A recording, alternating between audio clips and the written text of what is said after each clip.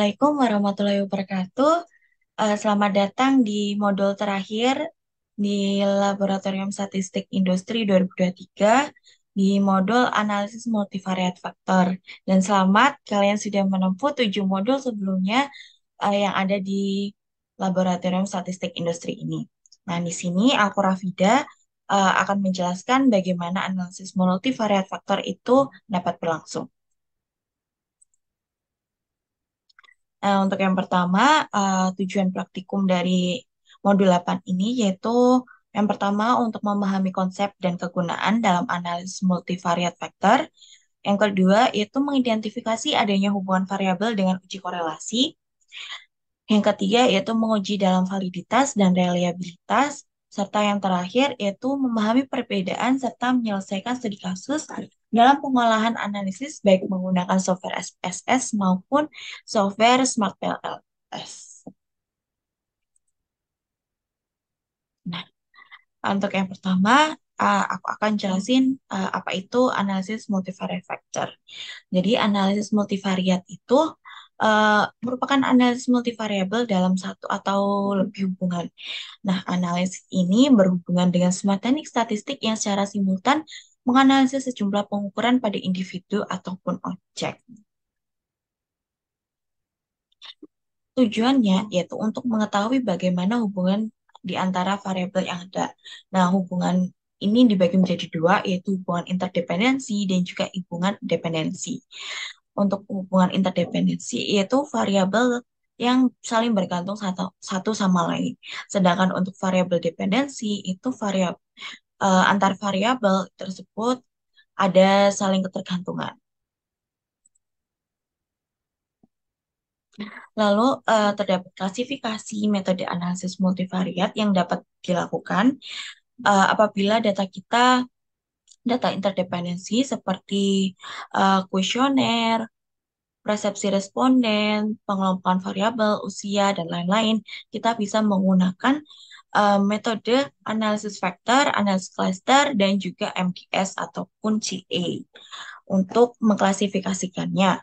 Apabila data kita seperti data dependensi, alat yang cocok yang bisa digunakan untuk mengklasifikasikannya yaitu dengan regresi berganda, regresi logistik, analisis diskriminan, SEM, MANOVA, dan juga korelasi kanonikal. Nah, kita lanjut ke analisis vektor. Ini merupakan salah satu teknik analisis yang digunakan untuk memahami yang mendasari dimensi atau regularitas suatu gejala. Namun, sedangkan menurut Nugroho pada tahun 2008, analisis vektor ini merupakan suatu metode statistik untuk menganalisis sejumlah observasi atau variabel yang dipandang dari segi interkorelasinya.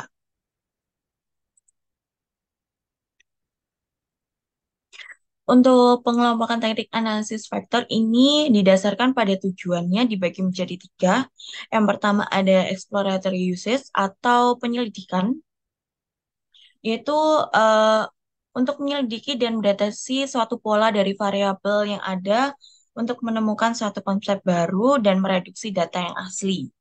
Sedangkan untuk confirmatory uses atau untuk melakukan pengujian, eh, pengujiannya ini pengujian hipotesis mengenai struktur dan variabel baru yang berkaitan dengan sejumlah faktor yang signifikan dan faktor loading yang diharapkan. Sedangkan untuk measuring device, yaitu untuk membentuk variabel baru yang digunakan untuk analisis selanjutnya. Lalu proses analisis faktor ini dilalui dalam 6 tahap. Yang pertama yaitu dengan menentukan variabel apa saja yang akan dianalisis, menguji variabel dengan menggunakan Bartlett test serta pengukuran MSA, melakukan proses inti yaitu proses factoring, lalu melakukan proses factor rotation, lalu interpretasi atas faktor yang telah terbentuk, khususnya memberi nama atas faktor yang terbentuk tersebut, dan juga yang terakhir yaitu memvalidasi atau hasil faktor mengetahui apakah yang terbentuk itu sudah valid atau belum. Lalu di analisis faktor ini terdapat tiga cara pengujian matriks korelasi yang diperlukan. Yang pertama ada uji Bartlett. Nah, uji Bartlett ini dapat digunakan apabila matriks korelasi yang dihasilkan itu seperti matriks identitas, di mana matriks identitas ini mengidentifikasi bahwa di antara peubah tidak terdapat korelasi. Sedangkan dengan metode Kaiser-Meyer-Olkin atau KMO, ini digunakan untuk mengetahui apakah data observasi yang ada ini disebut layak dianalisis lebih lanjut dengan analisis faktor atau tidak. Syarat utama di KMO ini harus memiliki nilai KMO minimal sebesar 0,5. Lalu untuk pengujian dengan MSA, MSA merupakan ukuran lain yang digunakan untuk mengukur interkorelasi antar variabel dan kesesuaian dari analisis faktor tersebut. Lalu ada asumsi analisis faktor, terdapat 4. Yang pertama yaitu perlu adanya multikolinearitas atau korelasi variabel. Ada korelasi parsial. Korelasi parsial antar dua variabel dengan menganggap tetap variabel yang lain justru harus kecil. Lalu yang ketiga yaitu ada pengujian seluruh matrik korelasi. Dan yang terakhir yaitu asumsi normalitas dari variabel atau faktor yang terjadi sebaiknya dipenuhi. Nah, di analisis faktor ini kita juga akan melakukan analisis CFA atau Confirmatory Factor Analysis yang salah satu metode yang digunakan untuk menguji measurement model atau model pengukuran yang menggambarkan adanya hubungan antara variabel laten dengan indikatornya. Nah, dalam CFA ini, variabel laten ini dianggap sebagai variabel penyebab atau variabel bebas yang mendasari variabel indikator. Nah, CFA ini juga digunakan untuk menguji pertanyaan dalam kuesioner apakah sudah benar-benar representatif atau valid dan benar-benar akurat atau konsisten dan reliable. Untuk pengujian CFI ini sebenarnya terdapat dua metode yang dapat digunakan, yaitu yang pertama ada outer model dan juga inner model.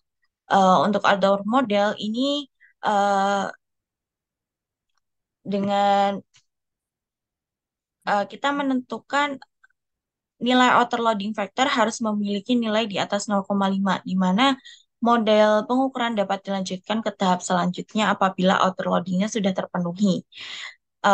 Bagaimana uh, outer loadingnya sudah terpenuhi, maka akan lanjut ke inner model, di mana di inner model ini akan ada evaluasi dengan melihatnya besar presentasi varians ya, dengan dilihat nilai R square untuk konstruk laten endogen.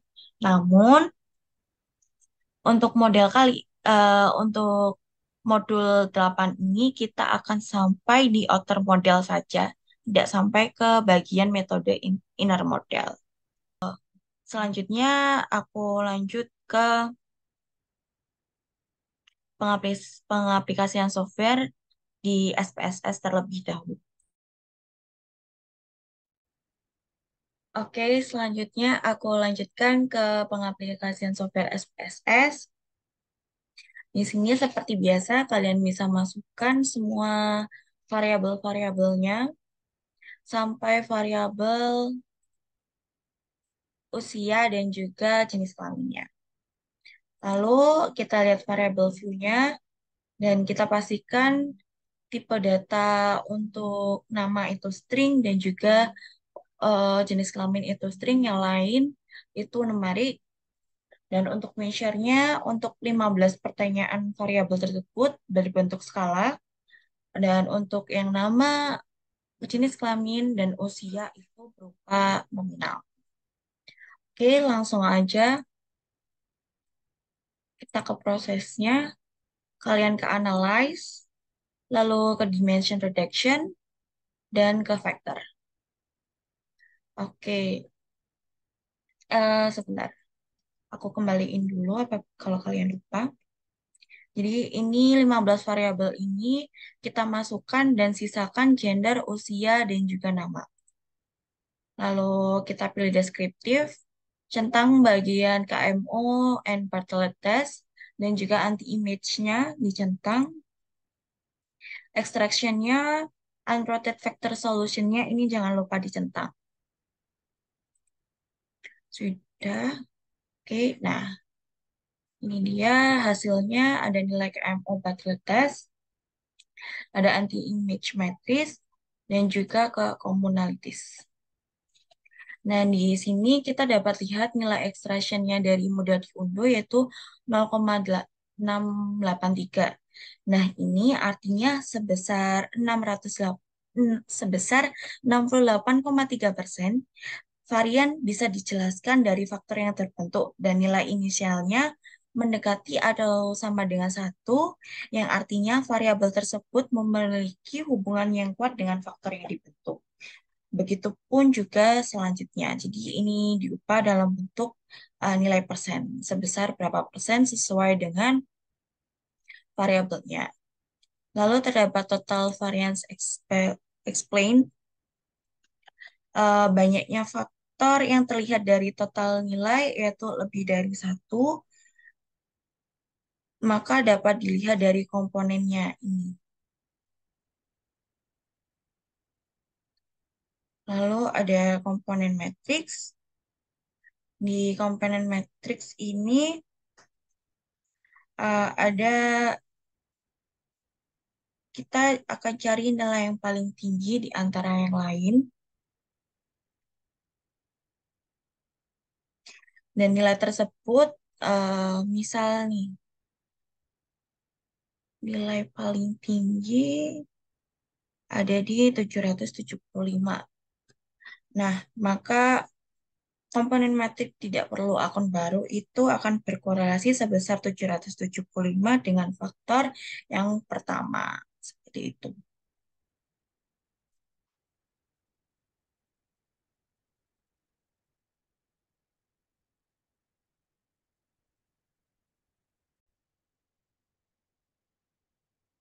Oke, selanjutnya aku lanjut ke confirmatory analysis sebelum masuk ke Smart PLS. Seperti biasa, ini nanti kalian eh, sesuaikan studi kasusnya seperti modul-modul yang sebelumnya. Namun di confirmatory analysis ini kalian harus membuat beberapa indikator yang untuk dimasukkan ke data Smart PLS-nya. Yaitu ini aku kasih contoh seperti ada kepuasan pengguna, kepuasan informasi, kualitas sistem, dan kualitas layanan. Nah, untuk indikator di dalam indikator ini minimal harus sesuai dengan variabelnya. Jadi ini totalnya apabila dijumlah dari A sampai D ini terdapat 15 variabel sesuai dengan eh, variabel pertanyaan yang ada di kuesioner kita. Nah, dari sini kalian bisa ubah ke dalam bentuk ini. Oke, ini jadi bisa kalian lihat seperti ini. Nah, di variabel ini kalian nanti bisa ganti sesuai dengan urutannya ataupun tidak urut, nggak apa-apa. Yang penting KP1-nya ini.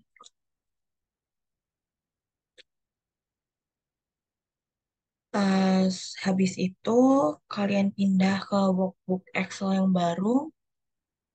Jadi seperti ini. Dan habis itu kalian save as, terserah dimanapun. Nah, sebagai CSV, delimited. Itu kalian save. Berhubung aku tadi sudah save, jadi aku cancel, aku balik. Langsung aja buka ke Smart PLS. Klik New Project.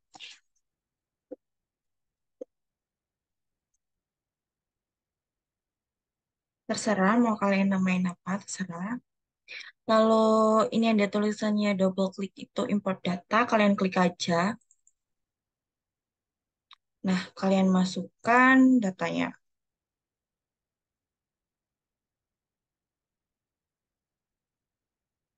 Oke, di sini Udah terlihat di sini datanya yang hilang nggak ada atau nol.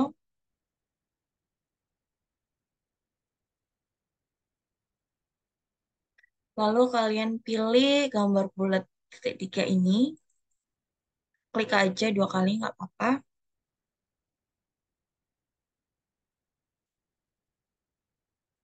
Lalu kalian bikin latent variabelnya sejumlah 3, 4. Kalau kalian mau lurusin boleh, kalian klik aja select, terus nanti kalian tinggal lurusin aja.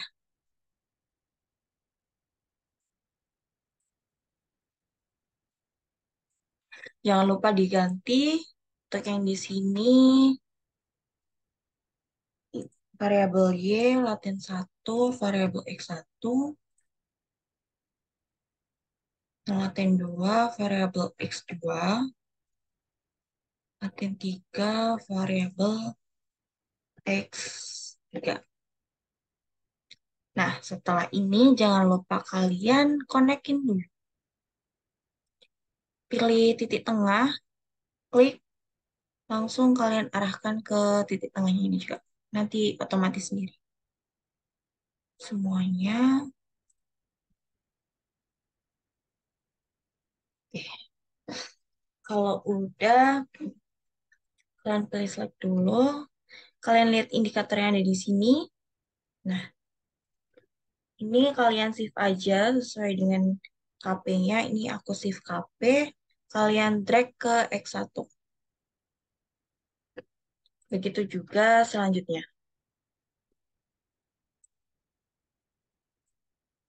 Oke. KS-nya aku taruh ke X3.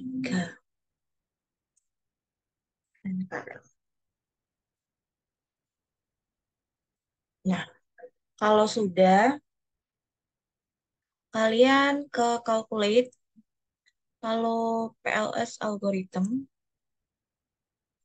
ini sudah langsung aja start calculation. Nah, di sini dapat lihat matriksnya, nilai Y-nya, lalu kalian pilih di final result yang bawah, pilih outer loadings. Nah, di sini itu masih ada variabel yang merah. Di sini itu kalian catat variabel yang warna merah,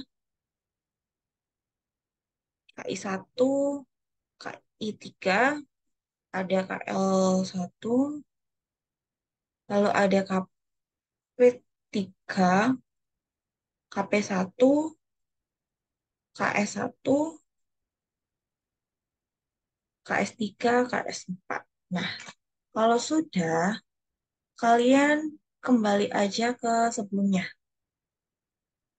Kalian lihat di sini. Nah, balik.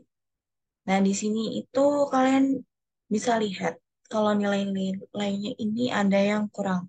Nah, itu kalian delete aja. Misal tadi KP3, kali PP3 nilainya 0,381, kalian delete aja. Kalian klik, lalu pilih delete di keyboard.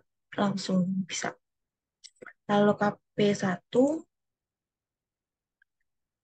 terus KI1, KI3, lalu KS1, KS3, KS4, dan juga KL1. Kalau sudah, kalian calculate lagi PLS algorithm, start calculation. Nah, di sini bisa kalian lihat lagi ke outer loadings dan nilai yang warna merahnya sudah hilang, berarti kalian bisa melanjutkan.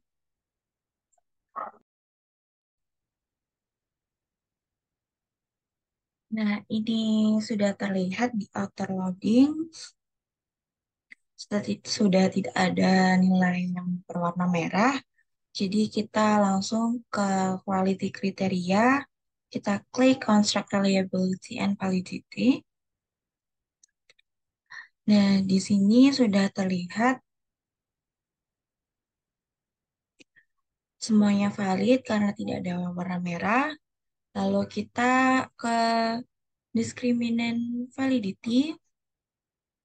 Nah, di sini dapat terlihat nilainya di antara X1 dan juga X1 ini nilainya 1 dan nilai ini pasti akan lebih besar di antara yang lain ke bawah. Jadi 1 lebih besar daripada 0,6, 0,3, 0,27 dengan begitu seterusnya. Setelah semuanya kita balik, kita lanjut ke cross loading.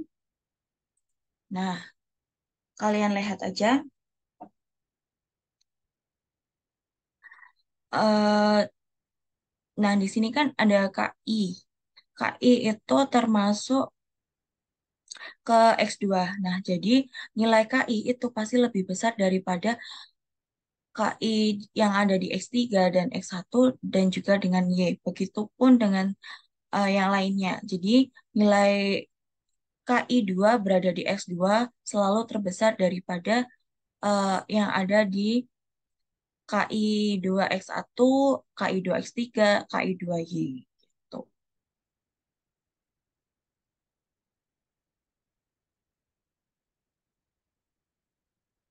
Oke, selanjutnya kita ke uji reliabilitas.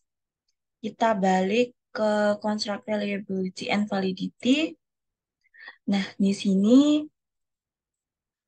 kita uji reliabilitas dilihat dari nilai Cronbach alpha-nya, yaitu harus di atas 0,7. Jadi, dari X1, X2, X3, dan Y ini semuanya datanya itu reliable dan tidak ada yang reliable karena nilai ukuran baca alfanya yaitu di atas 0,7. Maka dapat disimpulkan bahwa X1, X2, X3, dan Y merupakan reliable dengan faktor tersebut.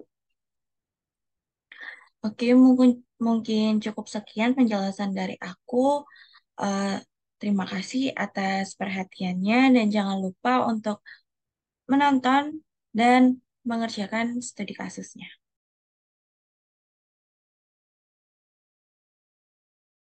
Sekian penjelasan dari aku.